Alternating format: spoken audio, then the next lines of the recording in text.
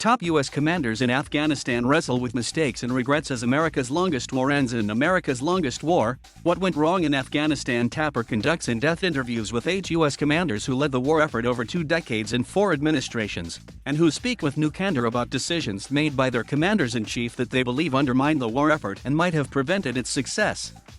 In the interviews with the former military leaders and others, Tapper examines the mission in the missteps, how political decisions hurt the ability of service members to succeed, whether the Pentagon misrepresented the Afghan military's abilities to the public, and how after 20 years of sacrifice, the U.S. withdrawal resulted in the return to power by the Taliban in August. No longer in uniform, Gens. Stanley McChrystal, David Petraeus, Joseph Dunford, John Allen, David McKiernan, Dan McNeil, and Lieutenant Gens. Eikenberry and David Barno speak frankly. Resentment, frustration, regret. My first impulse is to say, yes, it was worth it, but I no longer am certain of that. Retired 4-star General McNeil, who led coalition forces in Afghanistan from 2002 to 2003 and then U.S. troops from 2007 to 2008, says, "Before I go to my grave, I hope to have that question answered." Eikenberry observes, there really was no clear political end state. That leads to deep questions. Was it worth it? What was it all about? Dunford says he believes the US accomplished its mission to prevent Al-Qaeda from attacking the United States, to prevent Afghanistan from being a sanctuary and also mitigate the risk of mass migration. He adds, however, we shouldn't confuse the outcome with saying that we did that at an appropriate level of investment. He would have liked to see fewer young men and women having lost their lives, families suffering, casualties, there's no question about it. But at the end of the day, I'm not willing to say it wasn't worth it. Diplomats and journalists who closely followed the war's fortunes underscore rampant corruption in Afghanistan and Trump administration moves that strengthened the Taliban. They also point to politicians who just couldn't bring themselves to tell the truth and give the American people a clear picture of what was really happening half a world away. We didn't understand the mistakes began before the US even entered Afghanistan, the commanders say. We didn't understand the problem, says McChrystal, who led international forces from 2009 to 2010. The complexities of the environment, I think, weren't appreciated. We went for what we thought would work quickly over what would have likely worked over the longer term. McChrystal points out that no one was thinking in the long term, either. I don't think we sat around a table, ever, and talked about where's this going to be in 20 years. The commander suggests that shift to Iraq redirected personnel and equipment away from Afghanistan that could have saved lives and potentially changed the outcome of the war.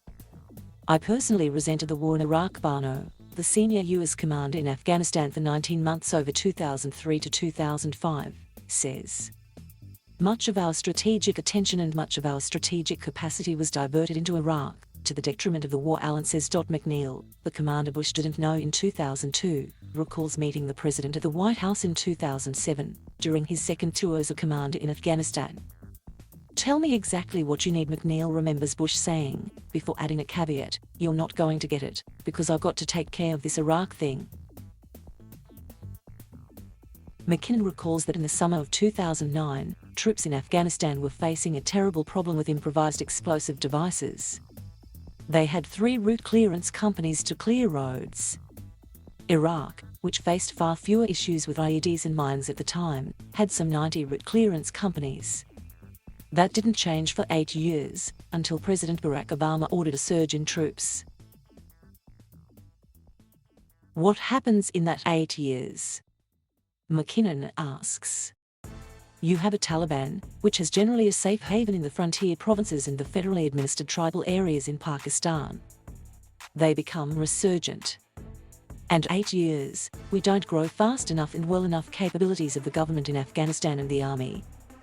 And there you are. We couldn't give that Afghan army a soul. The commanders agree on Iraq. There's less consensus in other areas, differences that point to the difficulties ahead in the national conversation about what went wrong. McChrystal suggested a massive surge of troops that Obama approved. Then Vice President Joe Biden opposed the move. Eikenberry privately did as well, concluding it wouldn't solve the problems in Afghanistan.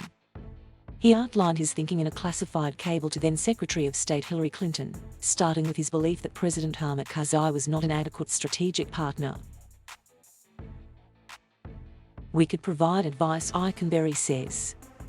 We could provide training support. But we couldn't give that Afghan army a soul. Only the political leadership and people of Afghanistan could do that. And that was a failure. The Afghan government remained extraordinarily corrupt. All the former commanders review mistakes they believe the US made in Afghanistan. All look back at the toll in American blood and treasure.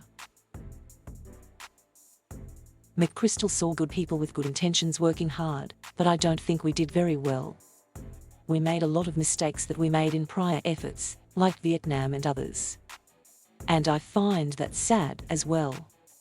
We could have done better. McKinnon wonders aloud whether there were better ways to retaliate for September 11th. He concludes that there are probably lots of things we could have done differently. Soul-searching when asked what he would say to Gold Star families or veterans who wonder if the sacrifices of Afghanistan were worth it, McNeil speaks about his pride in everyone who stepped up to fight there or in Iraq before continuing. I would just simply say that for what I have failed to do, I'm sorry, McNeil says. I did the best I could. Tapper asks why he blames himself. The commander is responsible for what his unit does or fails to do, McNeil answers. If this is a failure, then I carry my share of it. Thank you for watching. Please subscribe.